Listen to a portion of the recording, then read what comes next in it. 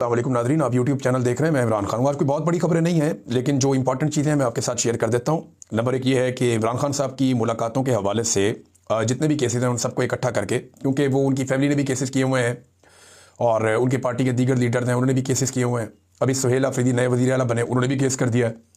ये सारे केसेस इकट्ठे करके अब इस्लामाबाद हाई कोर्ट में एक लार्जर बेंच बना दिया गया। ये केस अब लगेगा 23 तारीख को। जवाब तलब कर लिया अदालत ने कि ले और ये सारे जवाब अपना अपना सुप्रिटेंडेंट जेल को भी, बाकी सबको भी कहा गया अपना जवाब लाके जमा करवाएं, बताएं आप क्यों नहीं इमरान खान की मुलाकातें करवा रहे हैं, रीज़न क्या है।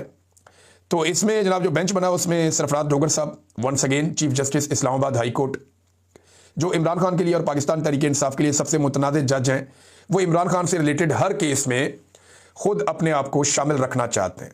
और ये वैसे उनको लाने की शराइत में से भी मुझे एक लगती है कि इमरान खान से रिलेटेड चीज़ों को दबाना है या कंट्रोल करना है तो जस्टिस सरफराज डोगर को अपना किरदार अदा करना पड़ेगा, और वो कर भी रहे हैं। दूसरे अरबाब मोहम्मद ताहिर साहब हैं, तीसरे आजम खान साहब हैं। ये जजेस हैं जो लार्जर बेंच में अब केस सुनेंगे कि इमरान खान साहब की मुलाकातों का मामला क्या है। उम्मीद है कि कोई रास्ता शायद निकले, क्योंकि अदालत के पास ये तो इख्तियार होता नहीं है कि वो मुलाकात रोक दे। ये तो उन्हें कहना तो यही पड़ेगा अल्टीमेटली कि मुलाकात करवाई जाए।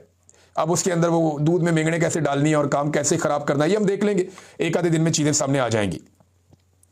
एक और बड़ा इंकशाफ है नाज़रीन, ये खबर इंपॉर्टेंट है। देखें, मादनियात के ऊपर बात करते हैं। पाकिस्तान के पास कीमती मादनियात हैं। अभी कुछ बैनुल अक़वामी रिपोर्टें भी छपी हैं जो ये बताती हैं कि पाकिस्तान के पास जो मादनियात हैं वो नहायत कीमती हैं।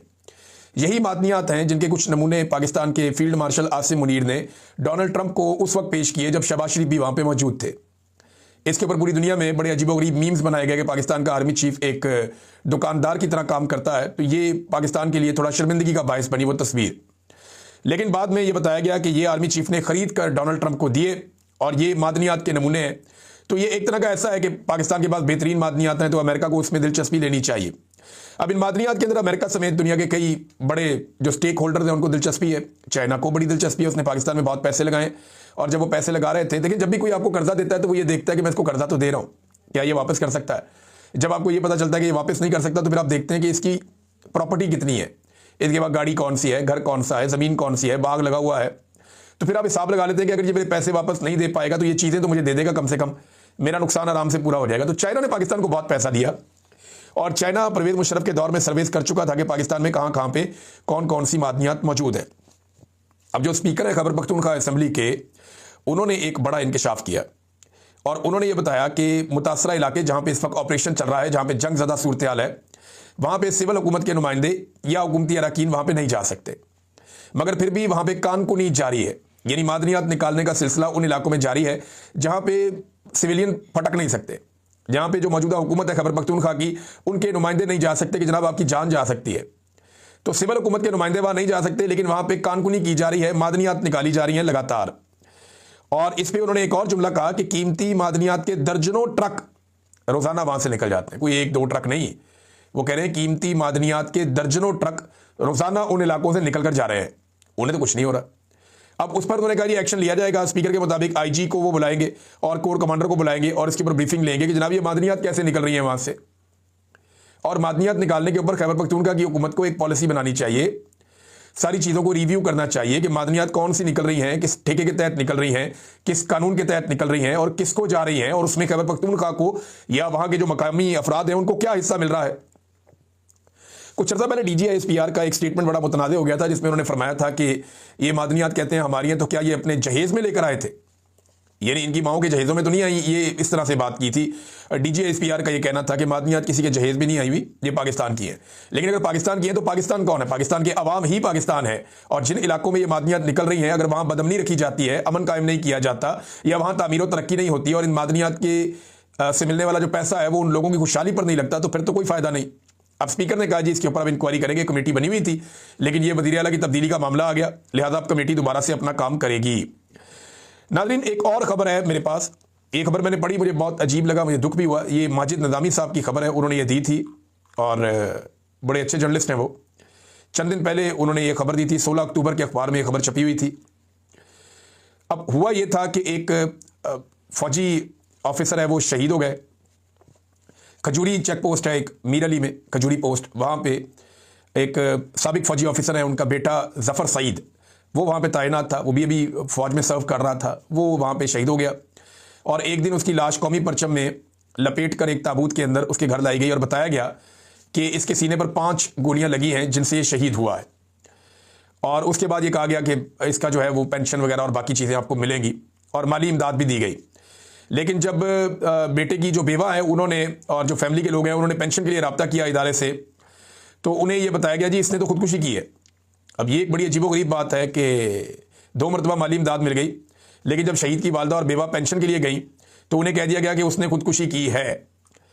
अब मुझे समझ नहीं आ रही कि ये कैसे हो सकता है कि एक आदमी अपने सीने में 5 गोलियां मार के खुदकुशी कर ले। मेरे ज़हन में जो सादा सवाल आता है वो ये आता है, खुदकुशी तो अगर किसी ने गन से करनी तो पिस्टल सर में रख के मार लेते हैं गोली, या नीचे रख के मार लेते हैं गोली। मैंने तो ये देखा है और केसेस में भी ये देखा है कि या तो लोग नीचे से मार लेते हैं या सर में मार लेते हैं नॉर्मली गोली, और वो खुदकुशी हो जाती है। सीने के अंदर 5 गोलियां कोई आदमी कैसे मार सकता है खुदकुशी में?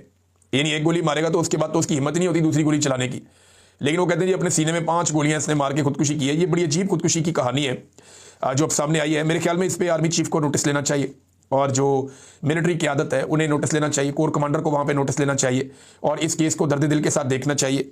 अगर तो ये नौजवान शहीद हुआ है तो वो हक़ाइक़ सामने रखे जाएँ, और अगर कोई और वाक़या है तो फिर पूरी बात बताई जाए कि गोली कहाँ लगी और क्या हुआ। इस तरह की चीज़ों से कि पहले आप कौमी परचम में लपेट कर ले आएँ और इमदाद भी करें और वहाँ पर अफसोस भी करें और शहीद का दर्जा दें, और बाद में आप कहें ये खुदकुशी थी, तो इससे बददिली पैदा होती है ना सिर्फ नौजवानों में बल्कि उनकी फैमिलीज़ के अंदर भी। लिहाजा इस मामले को दर्द दिल के साथ देखा जाना चाहिए, ये अफसोसनाक है। नाज़रीन, जो बुलेट प्रूफ गाड़ियाँ खैबर पख्तूनख्वा की हुकूमत ने वापस की, उन्होंने कहा ठीक नहीं है, पुरानी गाड़ियाँ आपने हमें दे दी है यूएन की, वो गाड़ियाँ बलूचिस्तान ने कहा जी हमें दे दें। अब खैबर पख्तूनख्वा के वज़ीर आला ने वापस कर दी। सुहेला अफरीदी ने रेस्क्यू करने के लिए मैदान में आ गए, बुगटी साहब, सरफराज बुगटी, उन्होंने कहा जी हमें दे दें, तो अब उन्हें दी जा रही है बलूचिस्तान को वही बुलेट प्रूफ गाड़ियाँ। देखिए, सुहेला अफरीदी ने पुलिस की रिपोर्ट के ऊपर मुबैना तौर पे ये कहा कि ये गाड़ियाँ काम की नहीं है तो हम गाड़ियाँ वापस कर रहे हैं। लेकिन मेरी ज़ाती राय में सुहेला अफरीदी को इनकी टेक्निकल सिचुएशन गाड़ियों की और इनकी वीडियोस और इनके जो प्रॉब्लम्स हैं वो सामने रखने चाहिए थे और मीडिया को हक़ाइक़ बताने चाहिए थे कि जनाब ये गाड़ियाँ इन वजूहात की बिना पर वापस की गई हैं। अब जब जब ये गाड़ी चलेगी तब तक प्रोपेगेंडा किया जाएगा, देखिए जी गाड़ी चल रही है, चाहे जितने मर्जी इसके ऊपर पैसे लगते रहें। फिर दूसरा ये है कि अगर खैबर पख्तूनख्वा में पुलिस वालों के साथ कोई भी इंसिडेंट होता है तो बाद में ये कहा जाएगा कि अगर सुहेल अफरीदी गाड़ियाँ वापस ना करता बुलेट प्रूफ वाली तो ये इंसिडेंट ना होता। तो फौरी तौर पे बुलेट प्रूफ गाड़ियों का बंदोबस्त करना सूबाई हुकूमत की जिम्मेदारी है, फेडरल हुकूमत को भी इसमें अपना हिस्सा डालना चाहिए। लेकिन सुहेल अफरीदी साहब इस काम को बेहतर तरीके से कर सकते थे, जो एक अजीब तरीके से हुआ, और उसके ऊपर उनको वजाहत देनी चाहिए। नंबर 5 नाज़रीन, एक और खबर है, ये उस्मान जोड़ा साहब आपको याद होंगे, इमरान खान साहब ने इनको बड़ी शाबाश दी थी। ये वो नौजवान है जो जब पुलिस रबड़ की गोलियां मार रही थी तो एक खातून को लग रही थी, तो ये जमान पार्क में उस खातून के आगे आकर खड़ा हो गया और गोलियां अपने जिस्म पे इसने खाई। ये बड़ा सियासी ख़ानदान है इस नौजवान का, कई दहाइयों से इसका ख़ानदान सियासत कर रहा है और गुजरात से इसका ताल्लुक है। अब दहशतगर्दों की तरह इसको अदालत में पेश किया गया, अडयाला के बाहर से इसको गिरफ्तार किया गया था। अब देखें ये इसकी तस्वीर, आप ये हाथों में हथकड़ियाँ लगी हुई हैं और दोनों हाथों में लगी हुई हैं जैसे कोई दहशतगर्द है, और इसके सर के ऊपर काला कपड़ा भी चढ़ाया हुआ है। ये रियासत क्या कर रही है? क्या ये कोई दहशतगर्द है? वो पॉलिटिकल कारकुन है और पुराना पॉलिटिकल फैमिली से इसका ताल्लुक है। वो अडयाला जेल में गया सिर्फ के बाहर मैं खड़ा हूं यकजहती के लिए, अंदर मेरा लीडर बंद है और सारे जाते हैं। अब उसे गिरफ्तार करके उसके मुंह के ऊपर काला कपड़ा डाल के उसको जिस तरह अदालत में पेश किया जा रहा है, इससे नफरत पैदा होगी। ये नौजवान जब अपने इलाके में वापस जाएगा तो ये क्या बताएगा कि इसके साथ क्या किया गया, या जो इसके इलाके में दीगर नौजवान इसकी ये तस्वीर देख रहे हैं उनके दिलों पर क्या गुजरेगा? क्या वो इस एस्टेब्लिशमेंट से और उनकी लाई हुई हुकूमत से मोहब्बत करेंगे या डर जाएंगे? नहीं, वो नफरत करेंगे, डरेंगे नहीं। डर थोड़े अरसे के लिए हो सकता है, लेकिन डर जो है वो आहिस्ता आहिस्ता बदल जाता है नफरत में, और नफरत बदल जाती है बगावत में, और बगावत कुचल देती है ताकत को। ये बात लिख कर पर्ची के ऊपर रख लें और अपनी जेब में डाल लें। होता यही है और यही सीक्वेंस है और यही फार्मूला है जो हमने हमेशा देखा है। नाज़रीन, हमारे कुछ सहाफ़ी दोस्त हैं जिनके माजी में बड़े बयानात होते थे महंगाई के ऊपर, वो माइक्स लेकर निकल जाते थे, लोगों की इंटरव्यू करते थे। पेट्रोल 2 रुपये लीटर महंगा हो गया, बताओ, डॉलर की इतनी कीमत होगी, बताओ, आज सब्जी कितने की मिल रही है, आटा कितने का है, घी दालें कितने की हैं। अब वो ये काम नहीं करते। कोई एतवार बाजार की रिपोर्ट देता था, कोई कहीं से, कोई पेट्रोल पंप पे खड़ा होकर, तो बहुत उनके वायरल होते थे उनके बड़े स्टेटमेंट्स, और वो ट्विटर के ऊपर ट्वीट्स भी करते थे। अब उन्हीं की वही चीज़ें निकाल कर जो है वो मीडिया, सोशल मीडिया सामने रख रहा है, और सोशल मीडिया उन्हें बहुत ज़्यादा रुसवाई का सामना करवा रहा है। वो ज़ेर अताब आ गए अवामी असर के, क्योंकि अवाम बार बार ये कह रही है कि महंगाई तो अब बढ़ी है। पहले तो महंगाई इतनी ज़्यादा नहीं बढ़ी थी पहले भी, लेकिन अब जो महंगाई बढ़ी है वो बहुत ज़्यादा बढ़ी है। मैं अपने एक दोस्त को सुन रहा था, इमरान खान साहब के दौर का उनका क्लिप है कि जी बहुत ज़्यादा महंगाई होगी, तबाह बर्बादी होगी और इमरान खान जिम्मेदार है, और अब वो कहते हैं जी महंगाई तो है ही नहीं, कोई चीज़ ही नहीं होती महंगाई। तो ये मैं हैरत मुझे होती है, लोग अपना मौक़िफ़ कैसे बदल लेते हैं। भाई इमरान खान के दौर में महंगाई थी तो हम भी कह रहे थे कि महंगाई है। आज अगर महंगाई ज्यादा बढ़ रही है तो हम फिर कह रहे हैं महंगाई है।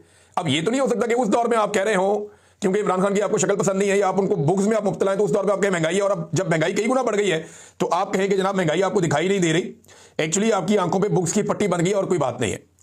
नाज़रीन, एक बड़ी अजीबोगरीब हरकत की जो आईनी बेंच के सरबराह है जस्टिस अमीनुद्दीन खान ने। वो कहते हैं पाकिस्तानियों को पैसे बैंकों में रखने की बजाय स्टॉक मार्केट में सरमाया लगाना चाहिए। भारत में लोग स्टॉक मार्केट में सरमायाकारी करते हैं, अंदाजा करें आप। यानी अब ये जज फाइनेंशियल एक्सपर्ट भी बन गए हैं। कई लोग तो इसको सट्टा कहते हैं, स्टॉक एक्सचेंज को, वो इसलिए भी इसमें पैसा नहीं लगाते। लोगों की अपनी अपनी राय है। वो कहते हैं भारत में भी लोग पैसा जो है स्टॉक मार्केट में लगाते हैं। अब मेरा सवाल यह है कि जज साहब आपका इससे क्या ताल्लुक है? आपको वजीर खजाना तो नहीं है, या मुल्क की मईशत की जिम्मेदारी आपने तो नहीं ली हुई। आपने तो अपना काम करना है। भारत के अंदर लोग अपना पैसा कहां लगाते हैं, एक जज की तवज्जो इस पे होने से बेहतर है कि वो ये देखे कि भारत के अंदर अदलिया उनसे बेहतर कैसे है। आपको यह बताना चाहिए था कि भारत के अंदर अदलिया कैसे बेखौफ होकर बेहतर फैसले दे लेती है। आपको बताना चाहिए था भारत के अंदर पैसे के साथ लोग क्या कह रहे हैं, आपका इसके साथ क्या ताल्लुक है। आप कोई फाइनेंशियल एक्सपर्ट तो नहीं है ना, आपकी ये ड्यूटी है। भारत को तो छोड़े, कीनिया की अदालत ने शहीद अरशद शरीफ को इंसाफ दे दिया। ये देखें ना, ये खातून जज हैं, इनका चेहरा आप देख लें। इन्होंने कीनिया में इंसाफ दिया है। जस्टिस सेटला ने अरशद शरीफ कत्ल केस में पुलिस ने कहा जी कि ये गलत शनाख्त के मामले में हमसे कत्ल हो गया, लेकिन उन्होंने कहा नहीं ये झूठ है। उन्होंने पुलिस के खिलाफ फैसला दिया वहां पे कीनिया में, ये खातून जज है। लेकिन आप ये देखें कि पाकिस्तान के अंदर क्या हुआ। पाकिस्तान में आप लोग अभी तक उस केस को ही नहीं लगा रहे। हाई कोर्ट ने यह कहकर केस उठा दिया कि जनाब ये तो केस सुप्रीम कोर्ट में चल रहा है सोमोटो में, और सुप्रीम कोर्ट ने यह कह के उठा दिया कि जनाब सोमोटो को तो इख्तियार ही खत्म हो गया 26वीं तरमीम के बाद। तो आज अरशद शरीफ के कत्ल का केस किसी अदालत में नहीं चल रहा, तो आप अदालत में केस चला लेना। यह मिसाल भी देना किसी जगह पे कि दुनिया की अदलिया कैसे आपसे बेहतर परफॉर्म कर रही है। बाकी हर चीज के अंदर आपने अपनी राय बिला वजह देनी होती है।